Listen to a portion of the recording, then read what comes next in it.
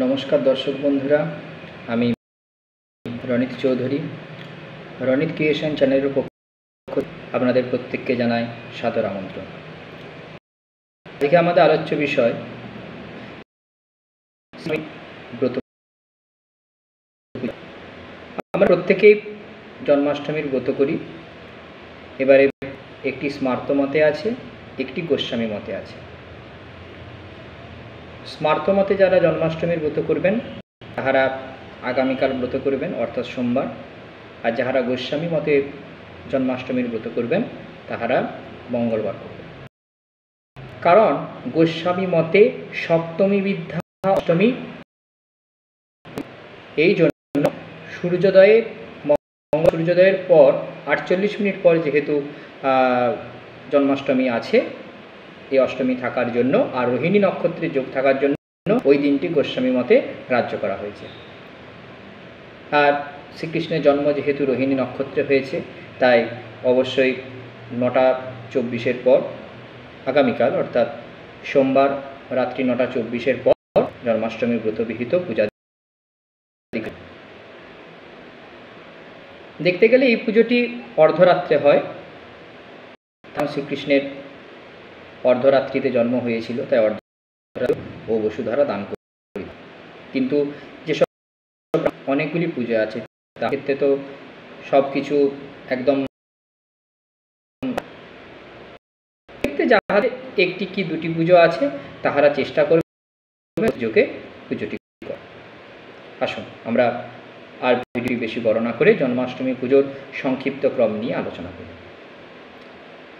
পুরোহিত যথাসময়ে উপস্থিত হবেন, হাত পা আসনে বসবেন, প্রদীপ প্রজ্বলন করবেন, গঙ্গা প্রণাম করবেন, ধারণ করবেন, শিখা বাম হস্তের অনামিকাতে কুশাঙ্গী ধারণ করবেন, তাহার পর ডান হস্তের অনামিকাঙ্গুলীয় ধারণ করবেন, তাহার পর বিষ্ণু স্মরণ, গন্ধাদি অর্চনা, জলশুদ্ধি, আসন শুদ্ধি ও গুরুপঙ্ক্তি প্রণাম, পুষ্পশুদ্ধি, সূর্য দান ও সূর্য প্রণাম, যথাশক্তি গুরুমন্ত্র জপ ও জপ সমর্পণ, যথাশক্তি গায়ত্রী মন্ত্র জপ ও জপ সমর্পণ।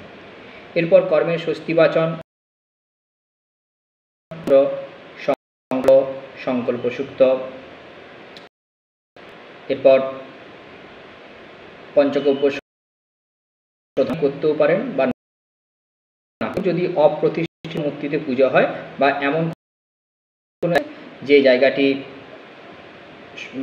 কি বলবো একটা অন্য জায়গাতে পুজো হচ্ছে তাহলে সেই জায়গাটিকে বেদী শোধন বিধান শোধন করার জন্য অবশ্যই পঞ্চগব্য শোধন করতে হয়, নইলে এই অংশটি বাদ দিলেও কোনো অসুবিধা নেই। সংক্ষিপ্ত দ্বার পূজা, মাসভক্ত বলি ভূতাপসারণ,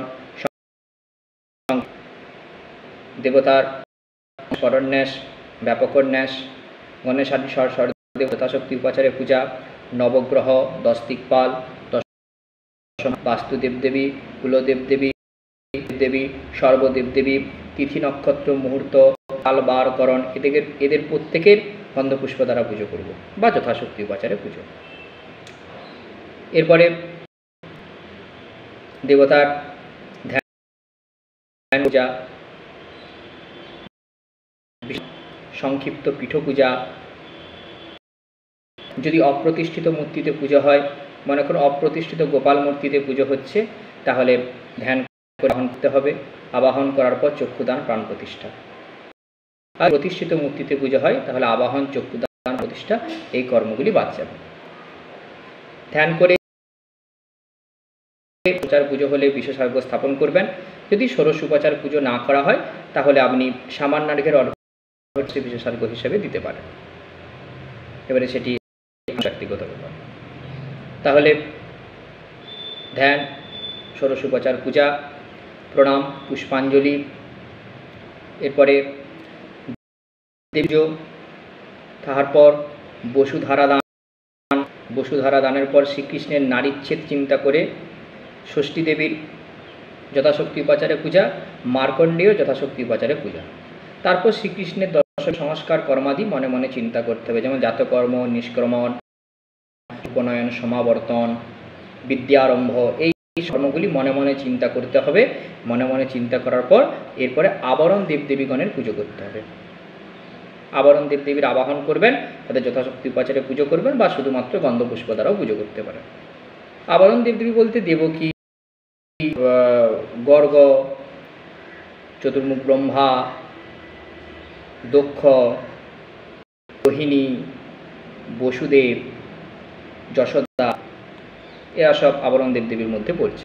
শুধুমাত্র আবরণ দেবদেবী ভো নম মন্ত্র আবরণ দেবদেবীর পুজো করা যায় বা পঞ্চোপচারও করা যায়।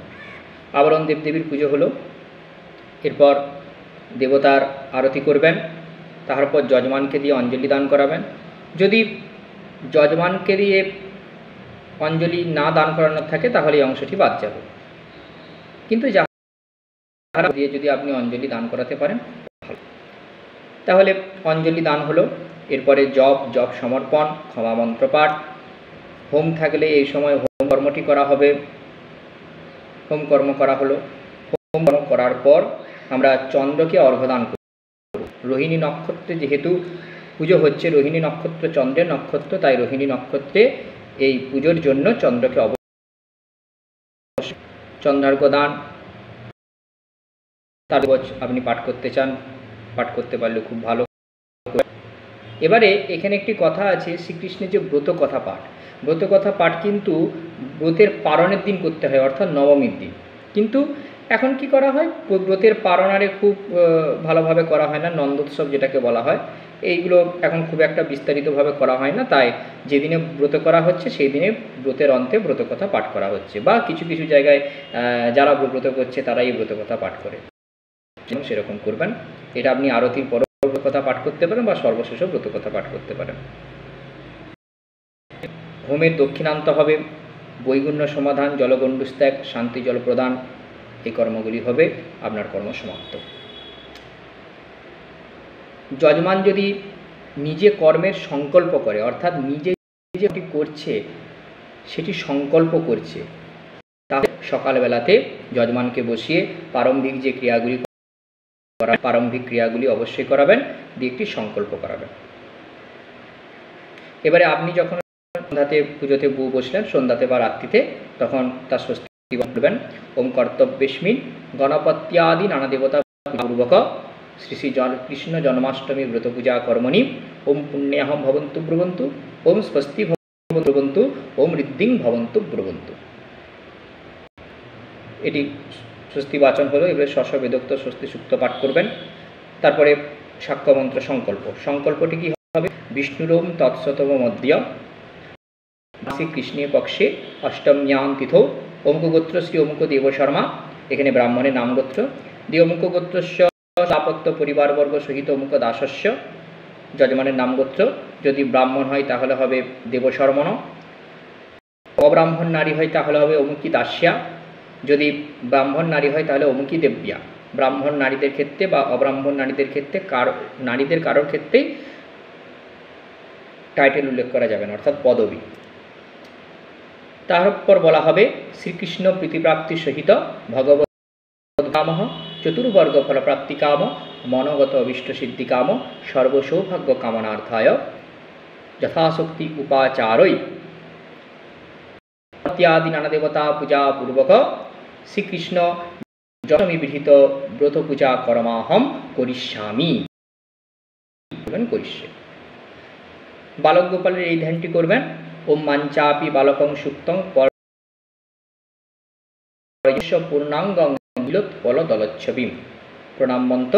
ওম নীলোৎপলদল শ্যামং যশোদানন্দনন্দনম গোপিকাননয়ানন্দনম নমত গোপবালকম। ঠিক আছে। এরপরে চন্দ্রকে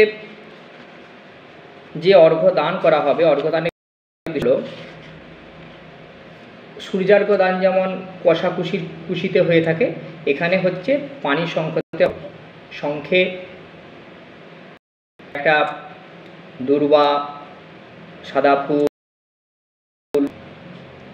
আতপতণ্ডুল দিয়ে অর্ঘ্যটিকে উৎসর্গ করবেন। বঙ্গমন্ত্রে জলের ছিটে দিয়ে এ পুষ্পে এতস্মে অর্ঘায় নমঃ, এতে গন্ধপুষ্পে অধিপতে দেবায় শ্রী বিষ্ণবে নম, এতে গন্ধপুষ্পে এতৎ সম্প্রদানয়ম চন্দ্রায় নম বা সোমায় নম দিয়ে একটি শিরদার্ণ সম্ভূত অত্রিগোত্র সমুদ্ভব গৃহাণ অর্ঘ্যং শশাঙ্কেদং রোহিণ্যা সহিত মম। ওম সোমায় সোমেশ্বরায় সোমপদয়ে সোমসম্ভবায় নমঃ। শ্রীকৃষ্ণের পুষ্পাঞ্জলি মন্ত্র। হে কৃষ্ণ জনতাং নাথ ভক্তানাং ভয়ভঞ্জন প্রণন্ন ভবমামি পদাম্বুজে এষ পুষ্পাঞ্জলি গোপালায় নমঃ। হে দেব হে দয়িত হে জগদেব বন্ধো হে কৃষ্ণ হে চপল হে করুণৈক সিন্ধো হে নাথ হে রাম হে নয়নাভিরাম হাহা ফদানুভবিতাসি পদং দৃশোর্মে এষ পুষ্পাঞ্জলি গোপায় নমঃ। নথাস্যামি গৃহং নাথ ন গৃহামি ধনং তব কৃত্বা মাং রক্ষ পাদাব্জে সেবায়াং সেবকং কৃতয় এষ পুষ্পাঞ্জলি গোপাল। এবারে গীত বাদ্যাদি আরাধনা সহকারে রাত্রি জাগরণ করার একটা যদি সম্ভব হয় যজমানকে করতে বলবেন। আর ব্রতের পরের দিন অবশ্যই ব্রাহ্মণ ভোজন করানো হবে, শ্রীকৃষ্ণ যথাশক্তি উপাচারে হবে, ব্রাহ্মণকে যথাশক্তি দক্ষিণা দান করা হবে। ব্রাহ্মণকে দক্ষিণা দান করে যদি সুবর্ণ অর্থাৎ সোনা দান করার বিধি আছে, এখন তার এটি করা সম্ভব নয়, তাহলে রূপা কি বা তামা কোনো ধাতু একটা। যজমানকে সবস্ত্র ভোজ্য ব্রাহ্মণকে সবস্ত্র ভোজ্য দান করবেন। তারপরে মন্ত্র সমাপন মন্ত্র পাঠ করবেন। ব্রাহ্মণের যে উচ্ছিষ্ট খাবার খেয়ে নিজের ব্রত ভঙ্গ করবেন। জন্মাষ্টমীর সংক্ষিপ্ত ব্রত পূজা পদ্ধতি। ভিডিওটি ভালো লেগে থাকে অবশ্যই লাইক কমেন্ট সাবস্ক্রাইব করবেন আর শেয়ার করতে কখনোই ভুলবেন না। ধন্যবাদ। সকলে ভালো থাকুন, খুব খুব ভালো থাকুন। জয় মা।